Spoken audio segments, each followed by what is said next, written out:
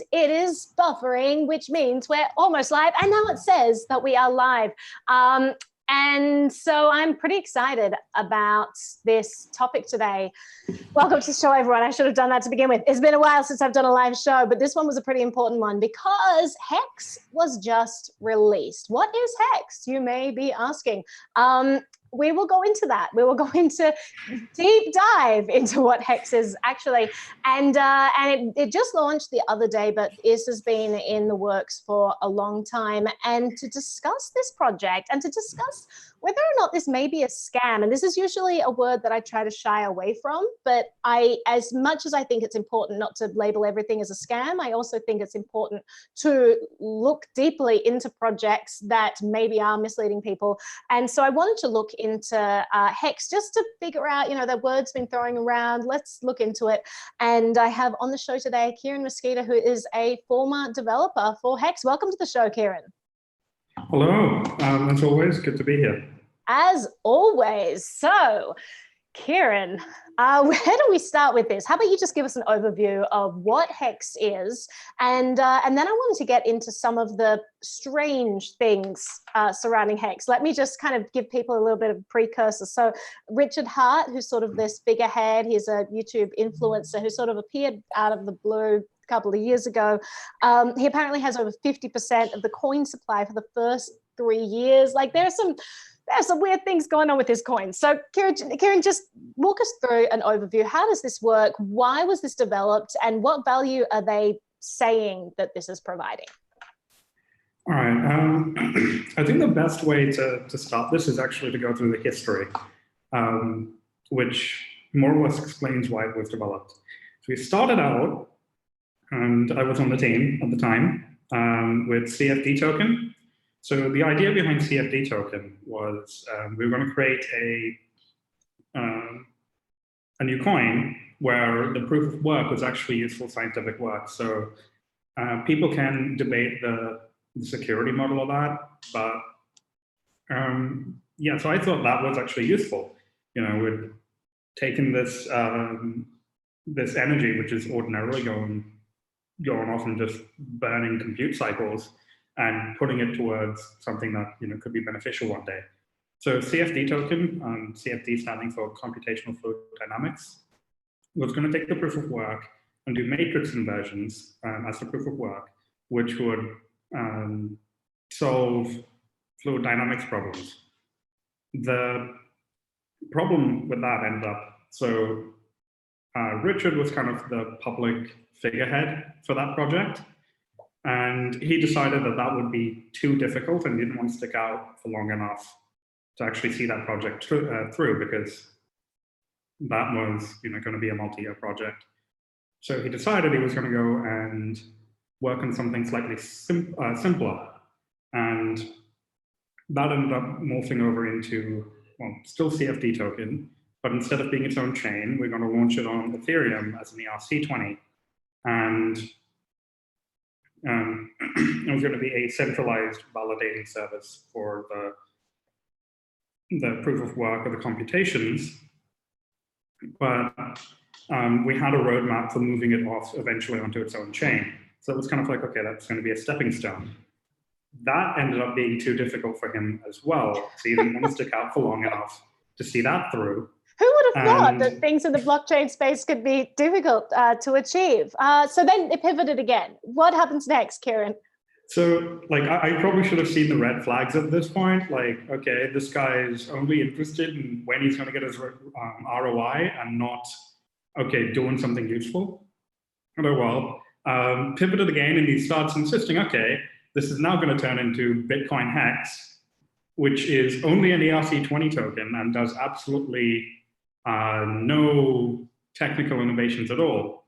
But of course, you know, you've got to sell that somehow. So a bunch of these features start creeping in, you know, oh, okay, we're going to have staking, and the staking's going to be, you know, we've got some random features here and there.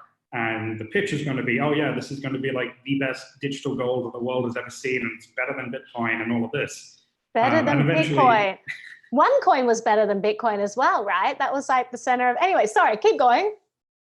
So eventually Bitcoin actually ended up getting dropped from the name because, well, people were annoyed about that on Twitter. What aren't they annoyed about? But yeah, so that's kind of the origins of Hex. It started out with this, this is a legitimately useful project, and the person promoting it decided, no, I want money now, and slowly removed all of the interesting technical innovations and just cut stuff out until it's basically a useless ERC20 that's got a bunch of marketing features.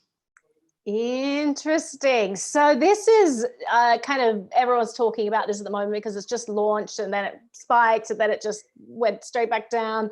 And so I wanted to talk, one of the big things that they're talking about in this marketing is centering around is the idea of decentralization, which is kind of an interesting thing to be focusing on, because doesn't Richard have over 50% of the supply of Hex? Can you sort of walk us through that? Sure. Actually, do you mind if I do a screen share? I've got a chart. Sure thing. I think that it's enabled on there. I think you can just click on there. All right. Let me pull this up. All right. Because there are a bunch of things that we chatted about before the show. So, so it's apparently designed not to cause centralization, and the supply over 50% of it is in Richard's hands, which should be a little bit of a red flag there. And then there are some we'll get into some of the strange gotchas as well that are written into this.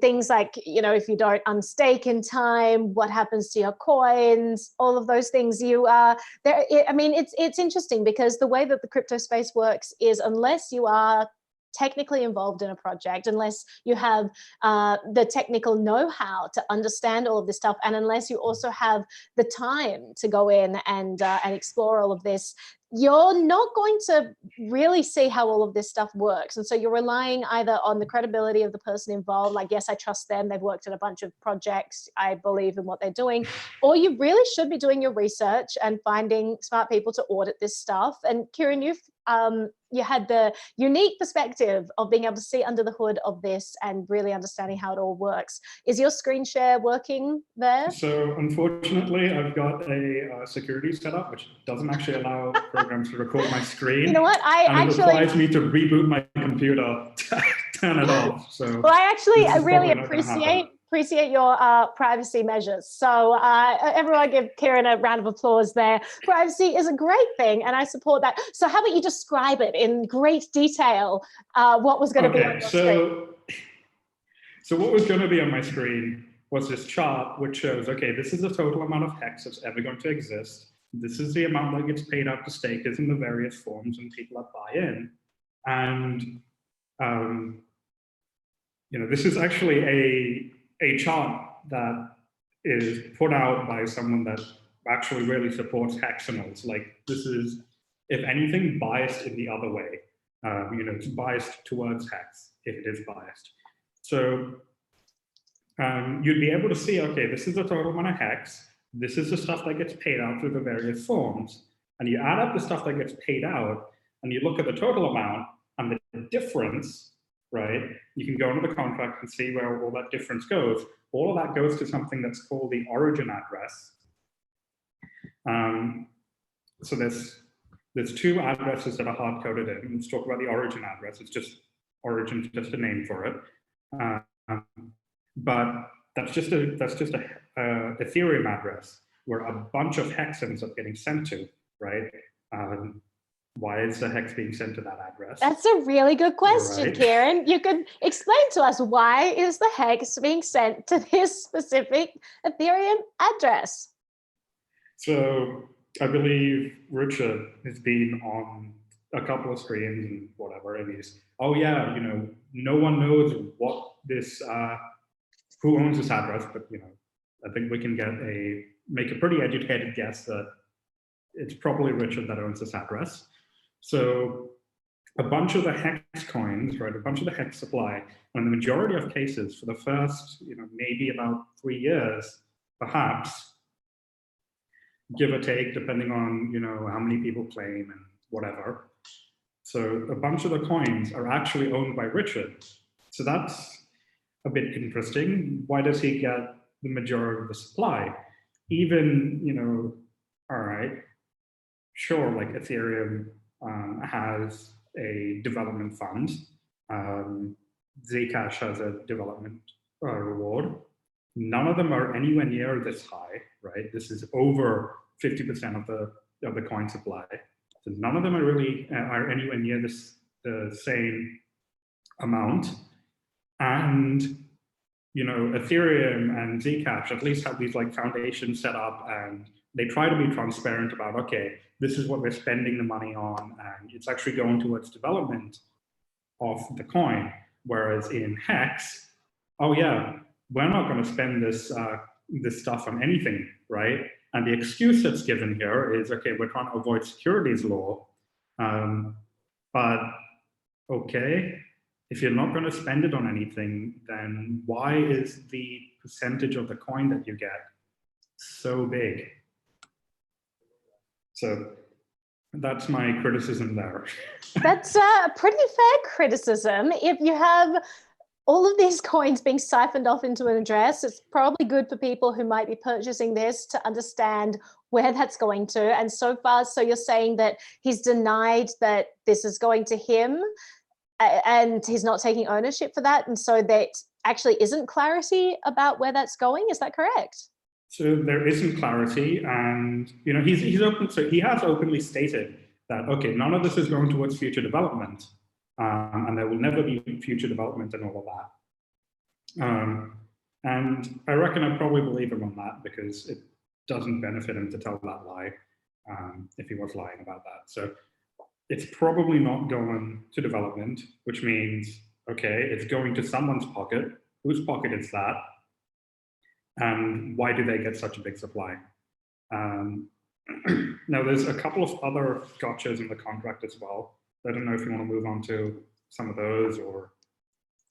I absolutely do want to move on to some of those. So let's start with staking. So walk me through what all of this, because I mean, that's part of their marketing tactic as well. They're saying that you can stake and earn and all of this stuff. Walk me through how that works. And then let's talk about a couple of the gotcha clauses in there. Okay, so when you stake, basically what happens is you get, so the entire coin is inflationary, right? Sorry, milk tea. So everyone, just for the record, Kieran literally just woke up, and I woke him up. I'm like, let's do a live stream immediately. And he's like, it's really early where I am. I'm like, excellent, you're awake. We're going live. So I really appreciate you being here, Kieran. And just while you're taking a time to drink and all of that, a couple of things I want to mention. So we have a super chat in the chat. Let me scroll down. Uvers, thank you. You're always so lovely. I really appreciate you. He says, we need more live Naomi. Well, here I am. I don't often do live shows anymore because I stopped doing the weekly crypto recap for a little while. But maybe I'll get back into that in a little bit. But I love doing live shows because I just like hanging out with you guys. Second thing I want to mention, Richard is in the chat. Welcome to the chat, Richard. I can tweet you the link to hop on the show if you would like, and you can come on after we've heard from Kieran. Maybe we can have you on to talk about this. I'm happy to do that. But Kieran, let's continue with you for a little bit. While you're chatting, I'll send that link over, and he can hop in the waiting room here. All right. So next thing, staking, right? So the coin's designed to be inflationary. So it's about 3.69% per year. It's meant to inflate by. And you've got the staking system, right? So if you stake your coins, you get part of this 3.69% inflation. So, all right, well, first, important to know, you're getting paid out in Hex, right?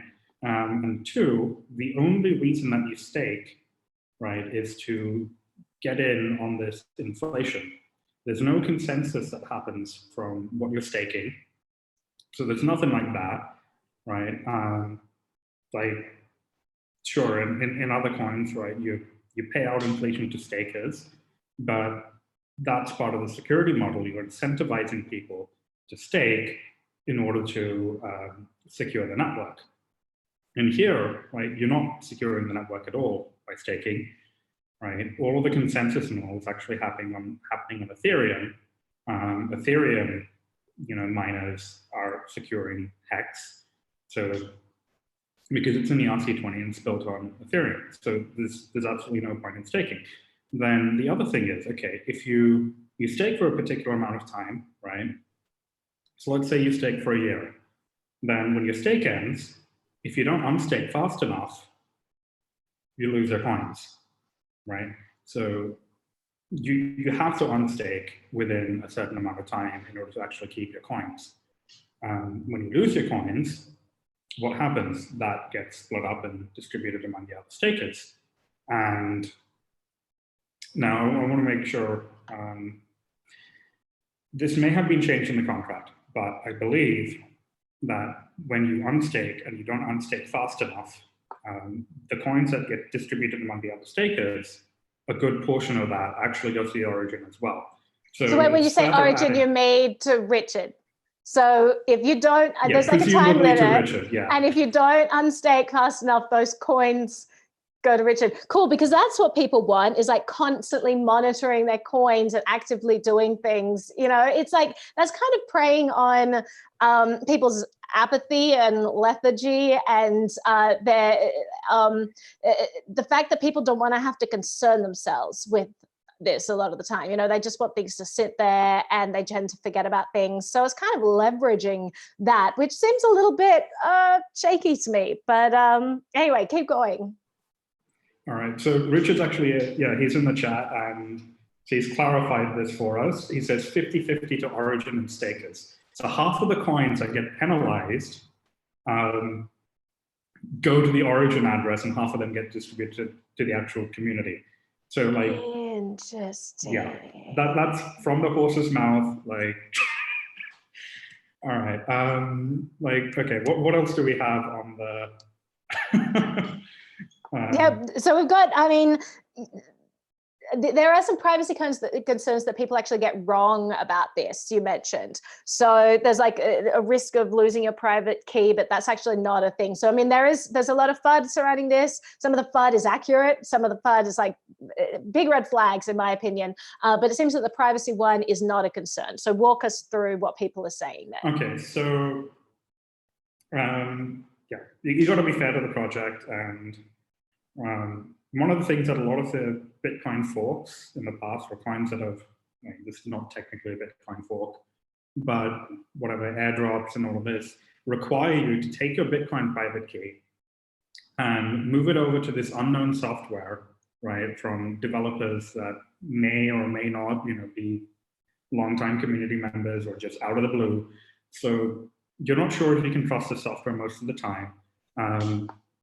And we've actually seen in previous Bitcoin forks, none of them immediately come to mind, but you can look this up, a bunch of these like obscure Bitcoin forks where people have taken their private keys, put them into the software to claim their forked Bitcoin, and the software's actually stolen their private keys and they've lost their real Bitcoin as a result of it. So one of the things that will actually give to Hex is that it doesn't actually require you to take your private keys and put it into any untrusted software. Your private keys never leave your Bitcoin wallet. So that's actually one of the positives. There's no risk of. But when you say your Bitcoin wallet, we're still talking about an ERC20. So was this the original conception when it was meant to be like Bitcoin Hex? Has this transferred over? So you're still, you still get coins. So you get Hex coins if you're a Bitcoin holder, and I believe that's 10,000 Hex for every Bitcoin that you hold, or something along those lines. So if you want to claim your Hex, right, in most other Bitcoin forks, or airdrops or whatever, you've had to take your private key and put it into some unknown software in order to claim it. From here, you do not take your private key out of your wallet, right? That's a positive because you're not exposing your private key to anything that's unknown software that you don't trust, you don't know the developers or anything. So the way that you actually claim this is like, okay, the hex software gets to assign a statement, which is pretty clear, claim hex to an Ethereum address. So, there's also, there is a slight risk if you're signing a statement where like if it's just jumbled information and all, like that could be a Bitcoin transaction, and people might be tricking you into signing a transaction through your wallet. So if it's very clear, like the text, what you're signing is very clear and like clear intent, then there's not really any issue, there's not really any risk of accidentally giving your Bitcoins away, or having your Bitcoin stolen. So that's actually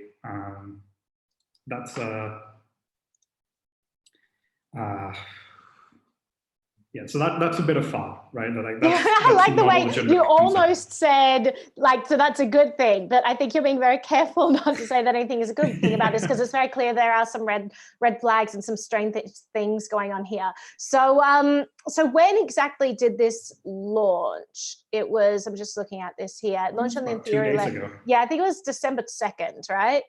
Yeah, so the snapshot was taken December 2nd, and launched about 7-8 hours after that, midnight December 2nd UTC.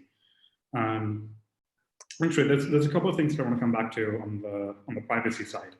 So while losing your Bitcoin and having your private key stolen isn't a concern, what is a concern is when you claim your Bitcoin.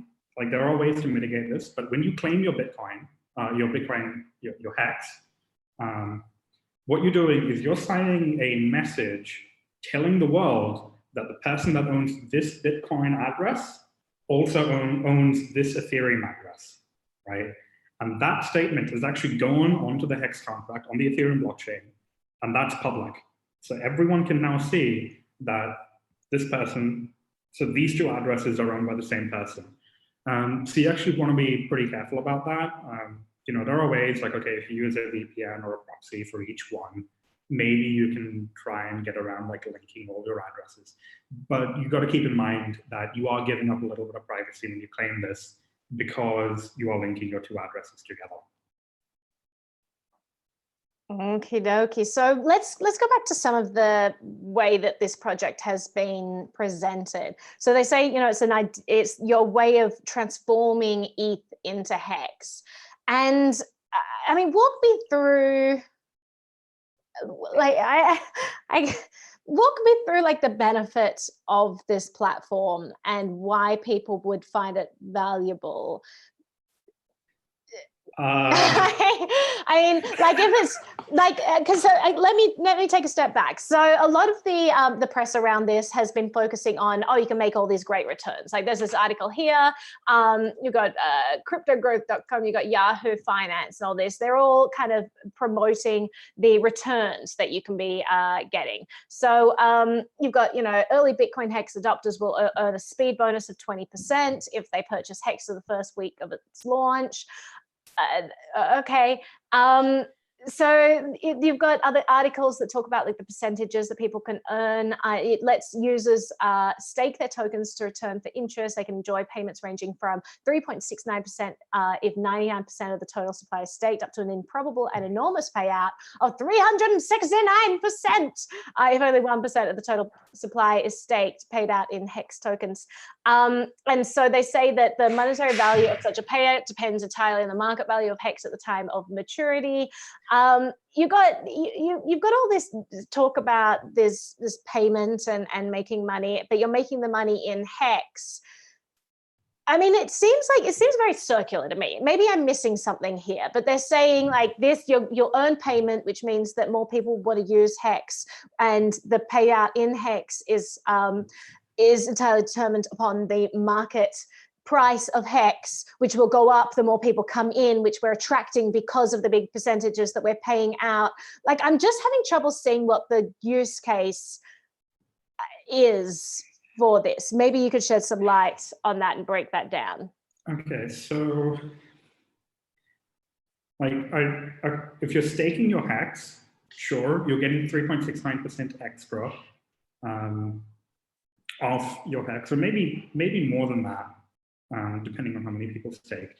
But the thing that you really need to keep in mind here, right, and this is actually true for the US dollar as well, okay? When the government goes and prints more money, right, they're not creating more value or more money, okay? They're just taking the value that everyone else has and shrinking it, and then the people that get the hex, right, get that value that was shrunk away from everyone else, right? So when you're staking your hex, you're not actually getting more value from the hex that you got because your numbers are going up, right? It's just that each hex is worth less, but now you've got more of them, okay? So like it's not actually paying you more money, like in that sense.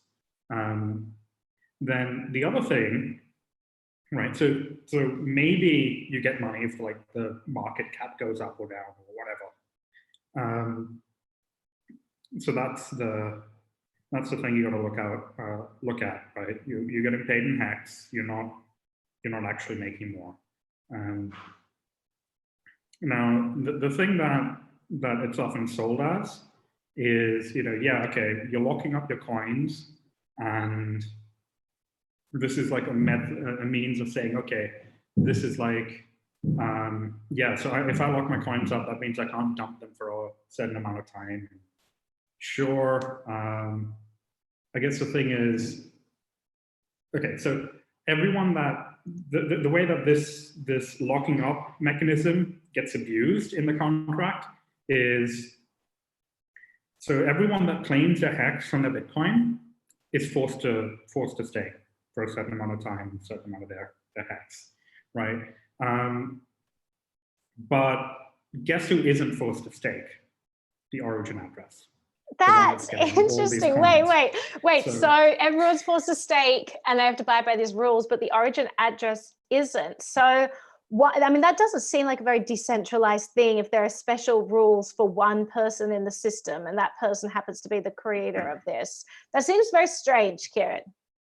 Yeah. So like a lot of these incentives, like there's always this little hidden catch in all these incentives, which like advantages a certain Ethereum address, which is owned by a certain person who won't admit they own it, right?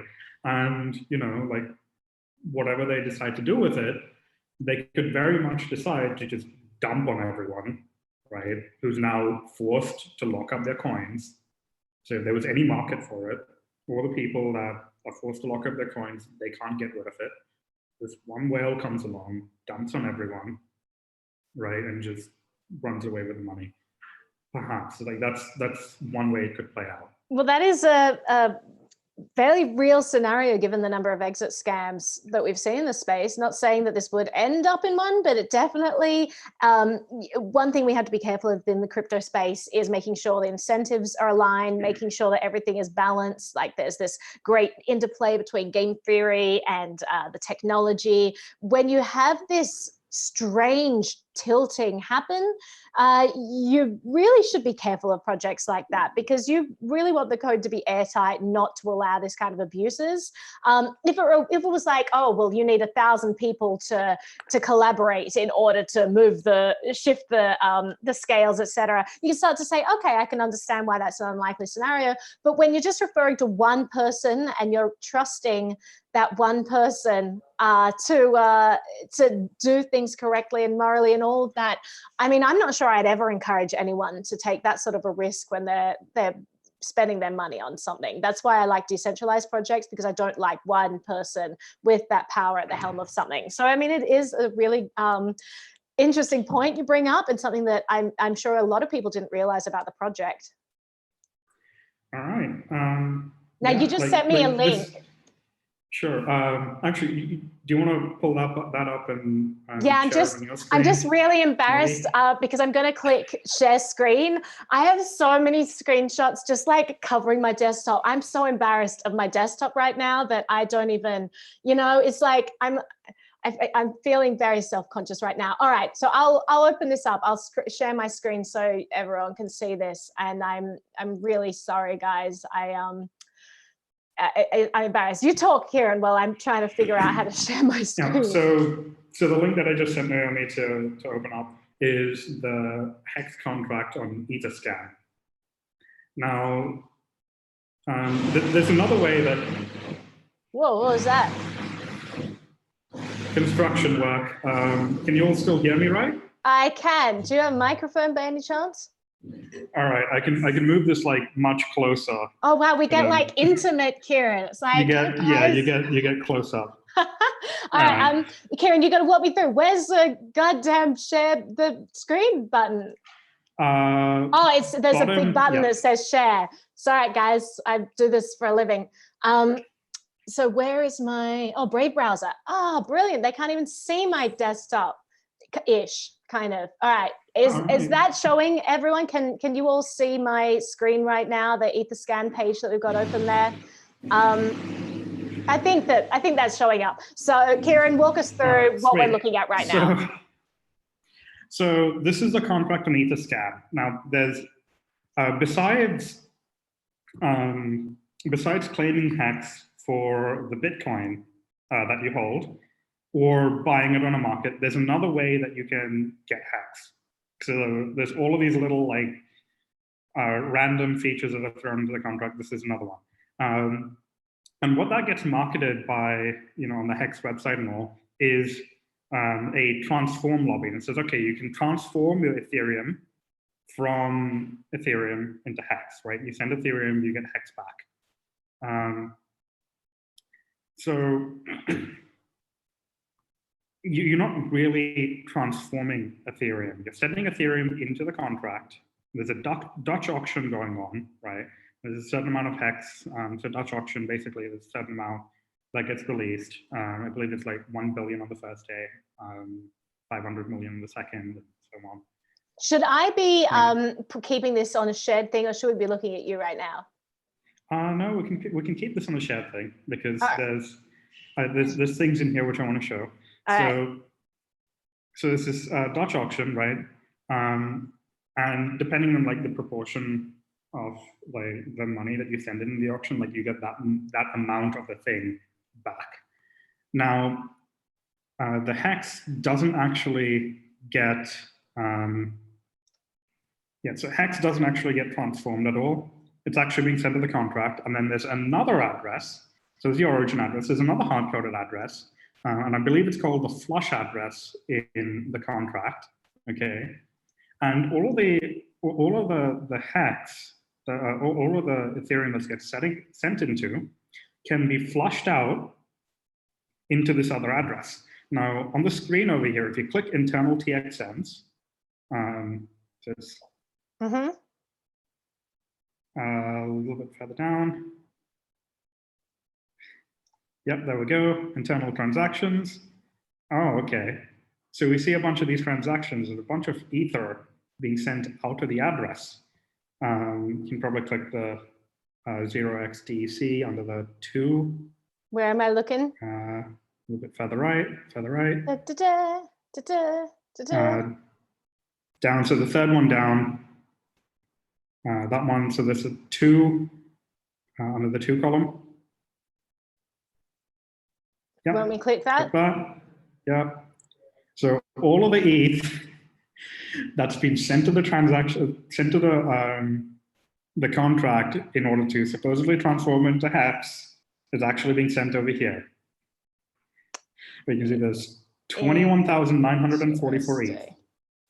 But just say that again, Kieran, because I don't think that we're really like bringing the message home at the moment. Just reiterate what you just said, because I think it's a pretty important point. All of the ETH that gets sent to the it's sent to the contract, right? In order to supposedly transform it into HEX, is being flushed out into this address right here. So all 21,944 Ether that people have sent to the contract in order to transform it into HEX is in here. That's and who has access to this? Presumably Richard. There's 3.1 million, 3.1 million US dollars in ETH currently in this address. So that's quite a lot of money. that has been just sent in here and people are getting HEX in return.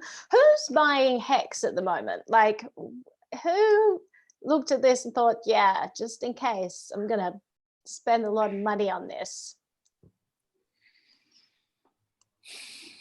That's a good question, right, Kieran?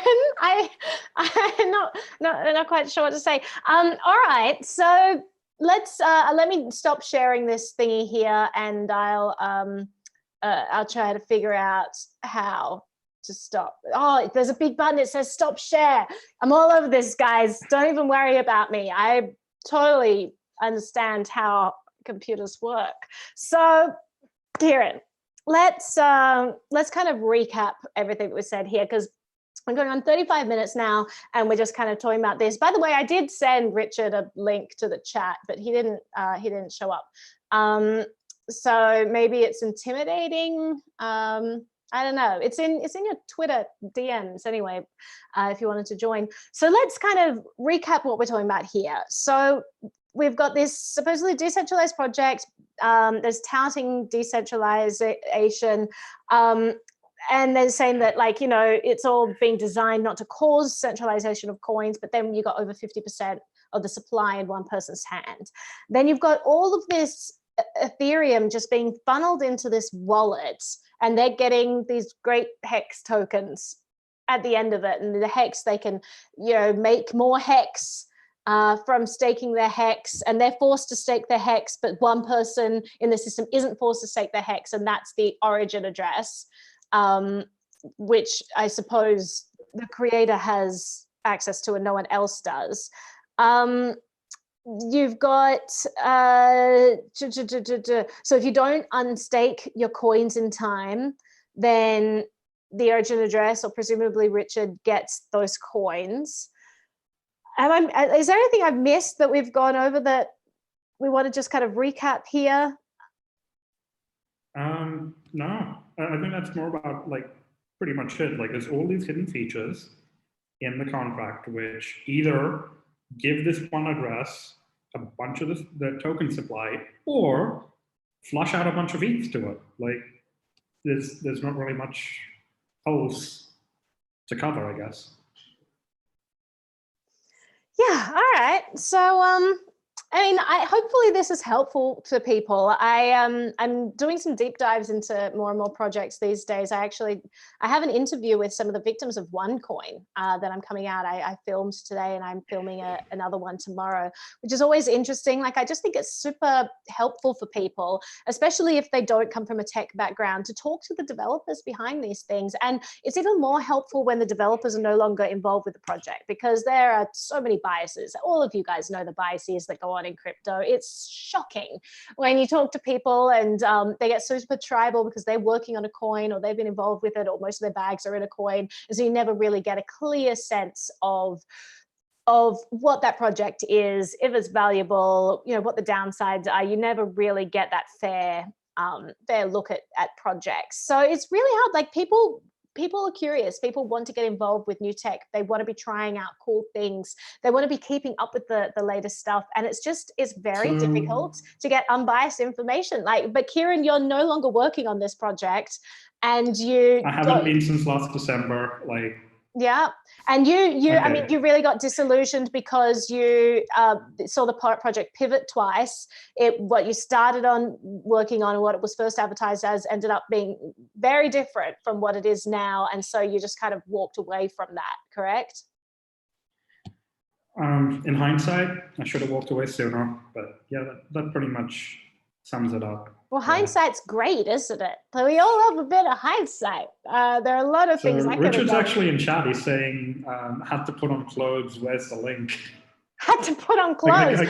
Richard, it's not that kind of chat, buddy. It's, you know, I'm glad you put on clothes, because YouTubers are forced to click this button that says whether or not this is created for children. That would not be a PG show, Richard. So I sent you the link in Twitter. I mean, do we want to allow Richard to come on to give his, like, I would be happy just kind of ending it here. if we wanted to. Kieran, I'm going to leave it up to you, or maybe I'll leave it up to the people in the chat. You know, whoever super chats me the most, because I just want your money. Speaking of which, Anthony Monero sent through a super chat, says 2 days ago, Pirate used Hex logo on their front page. Good to see you, Naomi. Good to see you too, Anthony. I love chatting with you. I'm gonna let you guys decide whether or not we should have. He's waiting in the. All right, we're gonna go for 5 minutes. I'm going to let Richard come on the show. We've given a pretty damning review of this. I've got to be honest. I don't usually dig into things unless I have a lot of reservations. This is a project I have a lot of reservations about. And given that I've shown my side and Kieran has shown his side, I'm going to let Richard in. He gets the final word. We'll just go for another 5 minutes here. So, all right, Richard, welcome. He is now in the show, first time on my show, Richard Hart with his infamous Hex coin. Listen, Richard, I just so that we know where we are here, and I'm not sure whether you could hear us before I let you in. I can hear you now from scratch. You can hear me now. Yeah. I can hear you now, and you are live. Do you want me to stream my side to this to get you some more viewers? Well, that's very like kind of you. That's very kind. It's such like a backhanded, like, I could help you become more popular. No, that's fine. But I appreciate you saying well, if we're gonna have a good talk, like my position on it is, if we're gonna have a good talk, we might as well just have a good talk in front of more people. No. Let's not. We're finishing up here because we've already been going for 41 minutes. Right.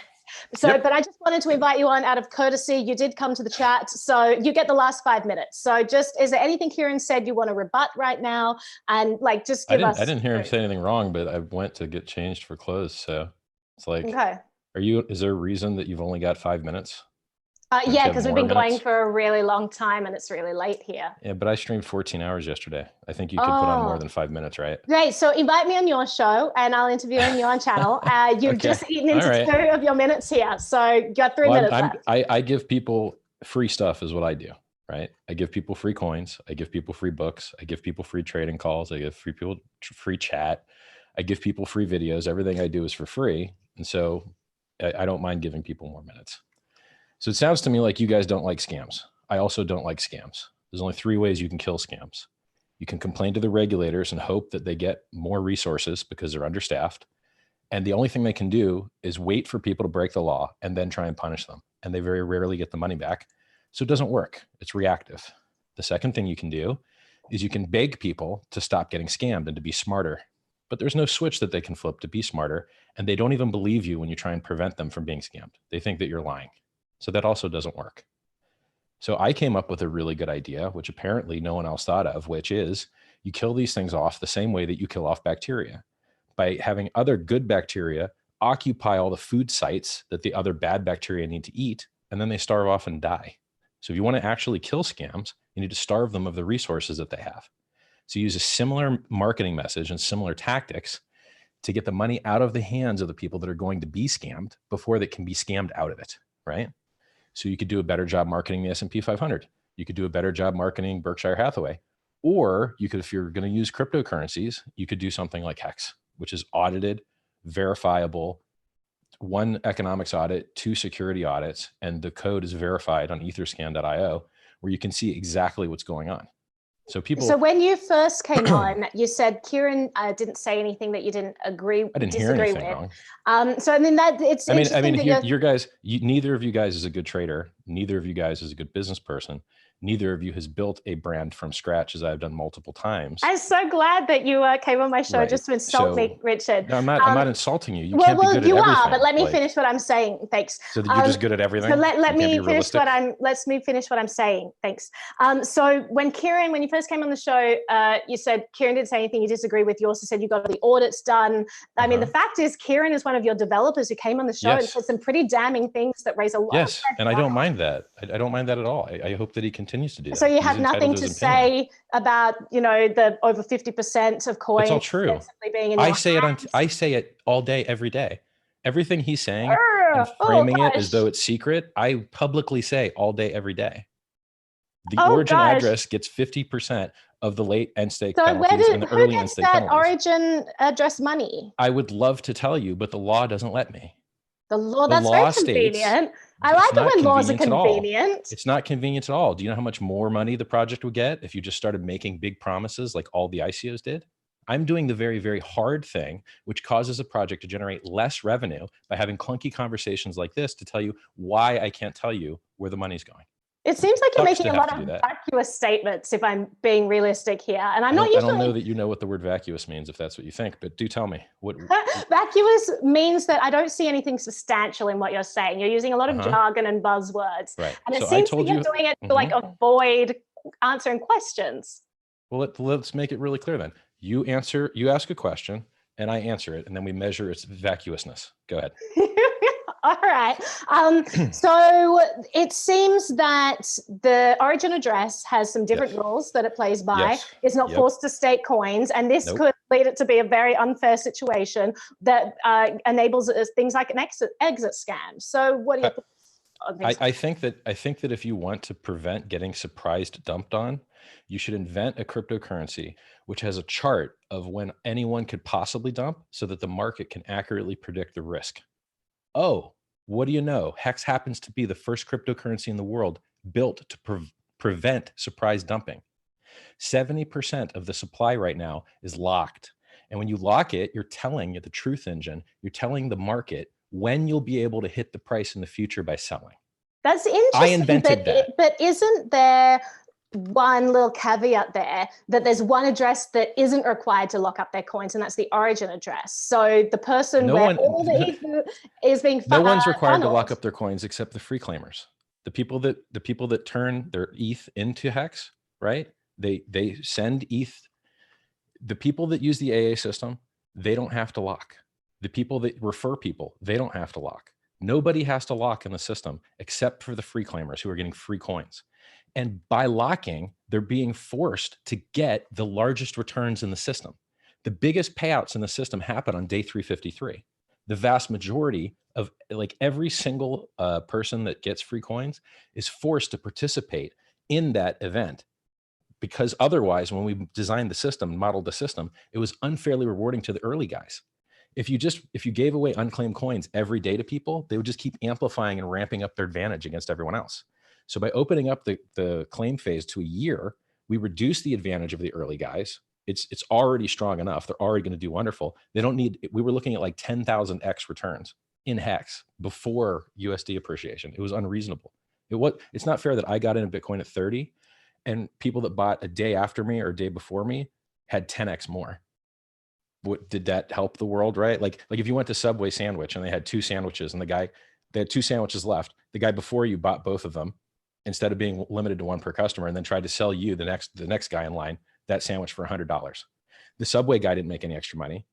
That guy just wanted to buy an extra sandwich to screw you in the back. It's an inefficient system. So opening up the claim phase for longer is better. Forcing people to lock their coins is better. Like everything I'm doing is better.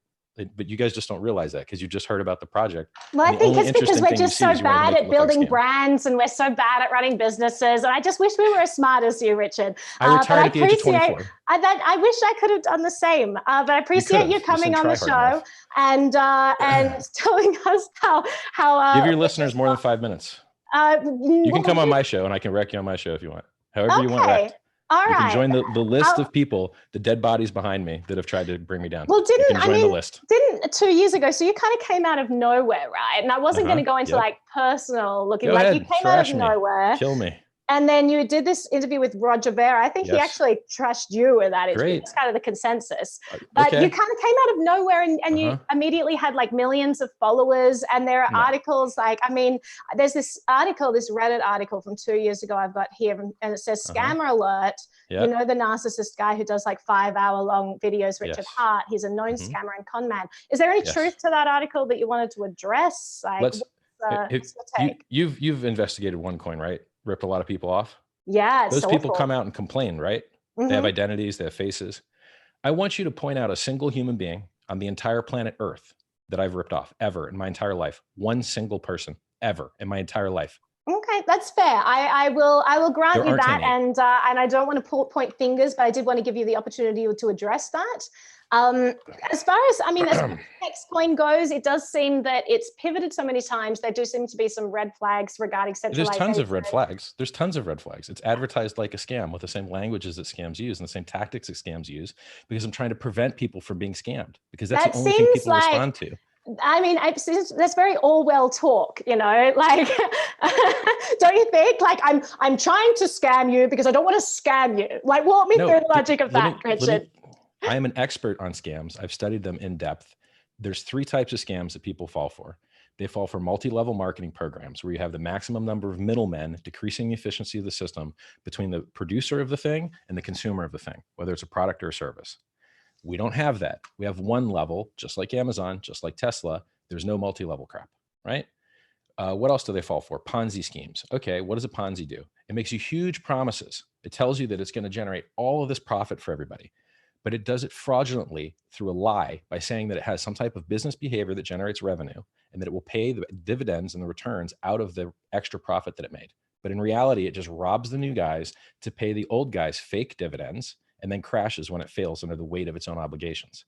Hex can't do that. Hex never owes you anything that it can't pay. It doesn't owe you dollars. It doesn't owe you yen. It owes you Hex. And it doesn't even owe you. You owe yourself. You're the one that's running the contract. You're the one that's running the software. You're the one that mints the coins. No one else can mint your coins for you. No one else can pay your interest for you. You are minting your own coins, running your own software. You owe yourself the interest. There's no central party to screw you with an exit scam because you're the one running the contract and it's audited. Like, it's beautiful. It's really, really beautiful. Now, if you want to warn people of something they could watch out for, the price could go to 0. Bitcoin, the blue chip, the best cryptocurrency out there, right? Best volume, best regulatory certainty, most hash rate, all that stuff, drops 85% pretty often. About every 3 years, it drops 85%. Dogecoin only dropped 95%. So good luck telling the difference between scam and non-scam by just looking at a price chart, because Amazon dropped by 95% too. I don't think I ever said that looking at a price chart was a good way to judge a scam. You need to look at whether they're telling the truth or not. And like, my point is, this looks like a scam until you look into it, and then we've looked into it in this. I think I got so what's wrong with almost excerpt. Tell me what's wrong with it. On this, because I got your previous developers to come on and give his take on what this was, and we've just spent the last 52 minutes talking about what's wrong. So you learned a lot in the 51 minutes. So now you tell me what's wrong with it. No, we've run out of time, Richard. And if anyone wants to look at that, then I can't believe I got dressed for 5 minutes of chat. That's so sad. I'm so sorry that you took 20 minutes to come on. I did send you the link earlier, but I appreciate your time. Thank you everyone for watching. Kieran, do you want to hop back on and say anything to people to say goodbye, or no? Richard left. He left the room. Oh well. I've never seen someone dodge questions so much. Anyway, I don't want to continue the chat after he's already gone, because I'm not just going to trash talk him. I'm going to trash talk him. I want it to be to his face, which I'm happy to do. But everyone, thank you so much for being here in the chat. I did get a super chat as well. Tao, you're awesome. I really appreciate you. He says, this is so fundamentally something for nothing. Hex is not symbolic of anything resembling production. Without production, there's nothing to speculate. I mean, one thing I will say as we end, I'm not sure that I quite understood, and maybe I'm just dumb because, I'm not a good trader and I'm not good at building a brand, and I'm not good at, what were the other things I'm not good at, Kieran? There's a list of them. But I didn't quite understand how trying to advertise something as a scam was a way to prevent people falling for scams. Seems like 4-dimensional chess there. If Richard hadn't have just left the room, I could have asked him that. But that seems strange. My closing words here as we end this, it's not a project that I would recommend. I will encourage users to use their own discretion. That's why I brought Kieran on, because he has in-depth knowledge of this, and there are red flags that he is worried about. Richard said there are red flags he's worried about too, and he didn't actually combat any of them. So use your own discretion, people. But I really appreciate you guys being in here, chatting with us tonight. It's always nice hanging out with you all. So go have a wonderful night. Some of you people in the chat, you are so dirty. I am shocked. I am shocked at all of you. I wish I had some more administrators in there to kick you guys out, but as it is, you guys are in there. Crypto-like, thank you. It says, you rock, Naomi just sent through a super chat. I really appreciate that. But I appreciate you guys coming here because it is important to spread the word about projects. If you have looked into it, if you think there are red flags, let people know, you know. Scam is a word that is thrown around a lot in this industry. I don't like that it's thrown around a lot because it also numbs people when there actually are scams around. And I think that it's important to actually look into projects. Thank you, Kieran, for coming in and explaining this one to us so people can make their own decisions. I know where I'll be going. I will not be investing, but you guys make up your own mind, and I really appreciate you guys all being here and chatting. See you, everyone. Thanks for having me on. All right, bye. Ending the stream.